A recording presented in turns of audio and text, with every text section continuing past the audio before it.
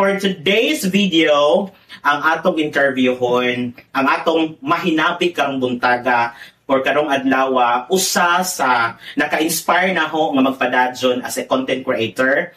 Unja di ra tungod kay successful siya sa content creation, but tungod usab sa istorya sa iyang kinabuhi. Mao jud ni siya perfect example sa naglisod, naningkamot, unja nahimong successful. Okay?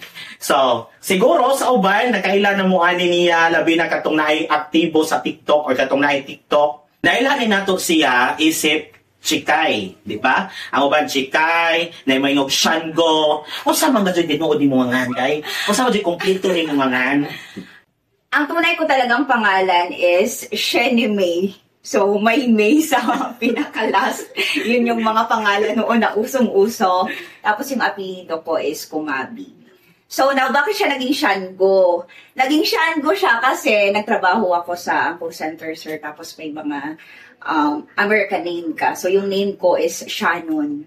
And then, yung Go naman, yung tatay ko, Go, kaso nga lang hindi ko nadala yung apelido niya. Okay. Kaya naging Shango. O, kaya naging Shango. Shannon Go. Yes. O, kaya naging Shango. Ngayon ko lang din nalaman, guys, dahil ang pagkikilala ko talaga sa kanya ay Chikay. Okay. Sheni May pala. Sheni May Kumabig. So, yes. Go yung apelyido ng papa mo. Yes. So, ibig sabihin ba niyan, meron kang blood ng foreigner? Half Chinese. My father is full Chinese, sir. Okay, kaya pala. Oh, yes. Ang ganda ni Chikay. Okay.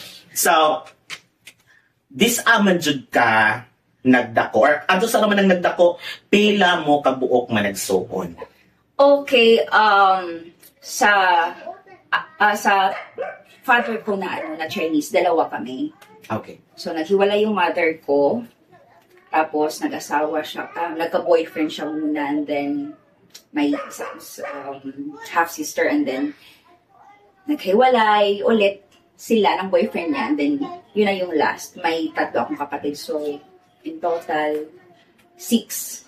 6 kayo? Oo. So, dalawa, isa, din tatlo. Oo. So, 6 kayo lahat. Oo. Ikaw yung pinakapanganay? Hindi, sir. Second, sa panganay. Second sa panganay. Okay. So, yung pinakapanganay, lalaki o lalaki? Yes, lalaki, sir. Okay, lalaki. Meron na siyang sariling pamilya? Wala, katrabaho siya. Nagtatrabaho siya. Okay. Itong ani mong mga kapatid, meron kayong connection until now? Oo, minsan pumupunta sila dito. Kasi nga, hindi naman kami nagsama talaga kasi nandito ako sa tita ko. So, oo, sa Facebook, tapos pumupunta sila dito sa bahay pa, nandito. Kasi di ba sa Cebu ako nag-stay.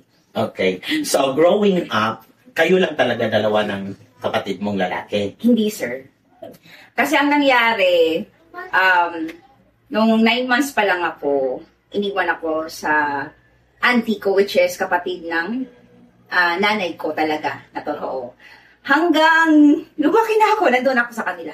Sa auntie ko, sa kapatid ng nanay ko. Oh, itong auntie mo, meron siyang mga anak din? Yes. Which is yun talaga yung parang napamahal ako sa kanila kasi syempre sila yung kasama ko. So feeling ko talaga sila yung mga kapatid mo? Yes. Opo. Oh, sila na talaga yung mga kapatid mo. So, napakaswerte mo naman dahil kahit na hindi ka lumaki sa iyong mga magulang, meron ka namang mga ante, mga pinsan, na tinuring din talaga akong kapatid. Tinuring ka na kapatid. Yes. Tinuring ka talagang kapamilya, tinuring kang anak. Okay?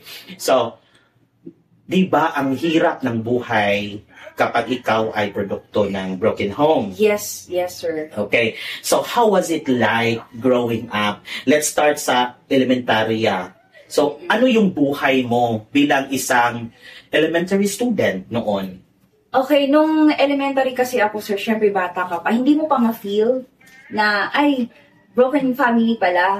Kasi nga, kumpleto naman kasi yung family ng auntie ko. Okay. Kaya hindi ko na-feel na broken, hindi ako naglong ng love sa father ko. Kasi nga, may tatay din naman ako, kahit hindi ko pala tunay na tatay.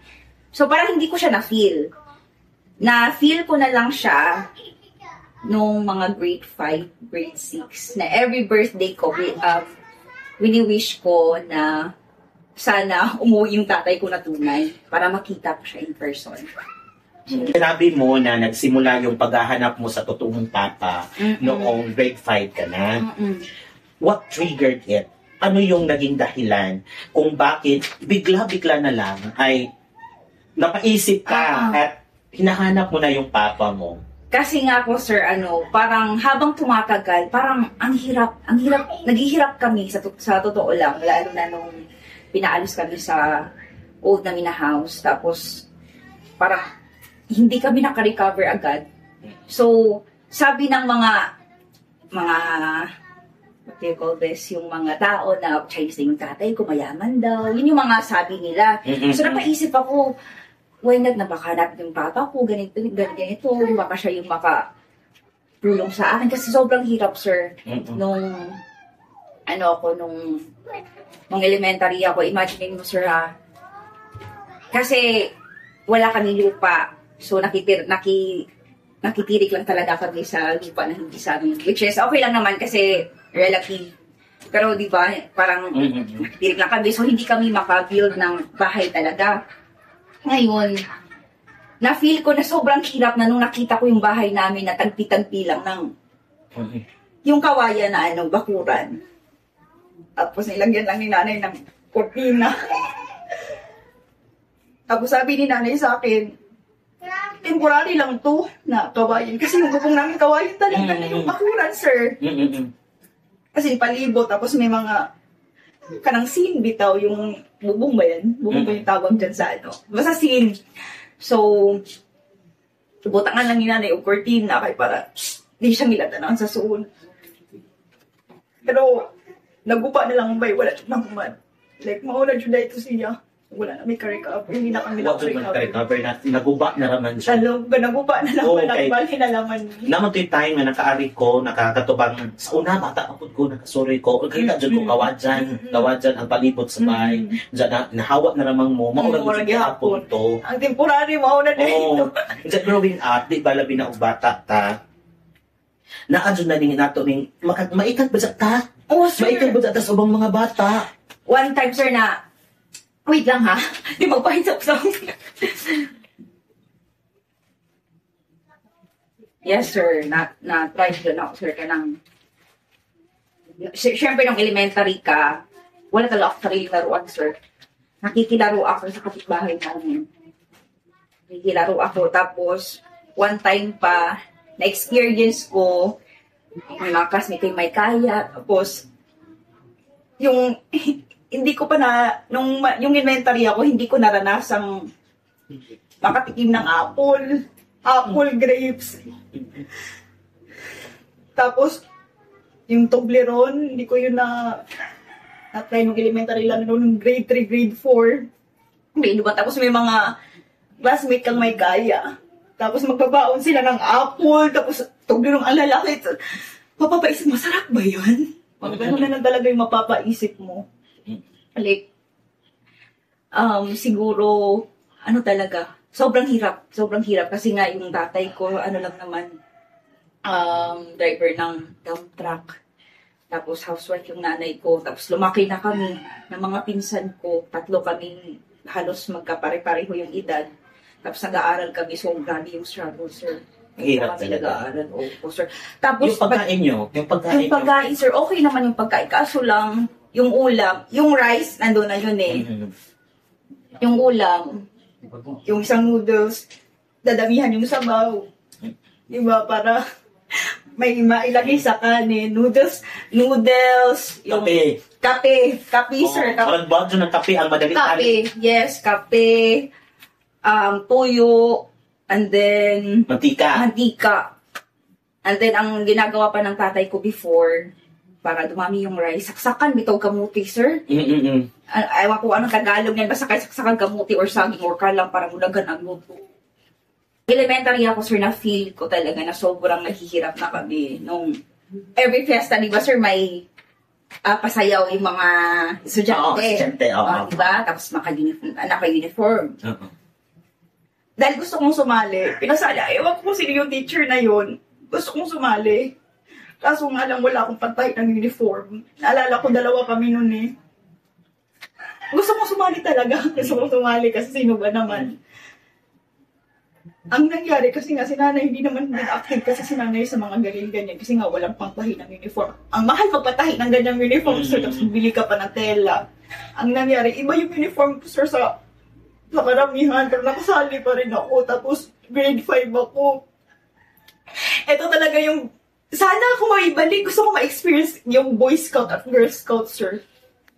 Wala, pinanaw ko na na-try, sir. Sorry. Like, di ba may mga practice yan, sir? Tapos, alam ko na kasarili ko, hindi ako makasali, walang uniform. Sabi niyo, di ba graphic? O sige, ikaw na lang magbantay ng room. So ako, ang sakit sa feeling ngayon, ako lang isa hindi nakasali, sir. Tapos, kung saan naalala ko ha, ako na kasi talaga yung nagbabantay sa room. Sabi ni Ma'am Grabe, okay, sige, dahil may mga estudyanteng papunta dito, ikaw na lang magbantay ng room. Kasi feeling ko may mga estudyanteng galing ibang room, ibang barangay na pupunta sa school natin dito sa kanya. Tapos yun, hindi talaga ako nakatry ng Boy Scout Girl Scout. Talaga yung parang, ay, sana ako maibalik lang. Pero no, hindi ko yun na-try, sir. Experience. Ay, hindi ko kalimutan na. Ginoo. Ay, ginoo. Ano may Boy Scout Girl sa type ng panahon, sir? Oo na. Grabe pag suligay mo kay nakapil. Nakapil, sir. Kausap, sir. Nakapil, sir. Maligri ba yung kayong naging mo? Ano yung mga karanasan mo, yung naghirap ka talaga, ito yung mga naging rason kung bakit biglang hinanap mo yung papa mo. Dahil siguro nga dito sa probinsya, kapag sinabi nating foreigner, ang nasa isip talaga natin, mayaman, may pera, kaya tayong iahon sa hirap. So, kahit ako siguro, nung bata ako, kung akong nasa sitwasyon mo, hahanapin ko talaga yung papa ko. Pero ang hirap, dahil sa panahon noon, wala pang social media. Yes. Paano natin kontakin? Di ba? Hindi natin makukontak. Yes, sir. Nabigyan ka ba ng chance na makausap yung papa mo? Or nakontak yung papa mo? Naalala ko, sir, 5 years old ako. Nakita ko siya, umuwi siya. Kaso yun na pala yung last. Kaso lang, hindi ako lumapit sa kanya kasi hindi ako lumaki tapos ang laki niya na Chinese. Ngayon, wala kayong kontak? Wala. Kaso nga lang, ganito, sir, alam namin yung bahay. Ano nga lang talaga, against yung family niya. Kasi, traditional Chinese sila, sir. Ayaw nila ng mahirap, ayaw nila ng masapawan ng hindi din Chinese. So, dinidinay talaga nila na wala na din si papa ko. Pero alam namin yung bahay. Yung saan. So, napakahirap, no? Napakahirap, Nung sir. bata ka, hindi ka nabigyan ng opportunity na mag-goodbye. Di ba? Kasi hindi mo alam na yun na pala yung last. Yun na pala yung last. Ngayon, meron ka na sanang kakayahan na makausap siya, pero hindi ka naman dinideny naman yung pagkakataon na makausap mo yung papa mo. So maybe in the perfect time, God will make a way para magkausap kayo.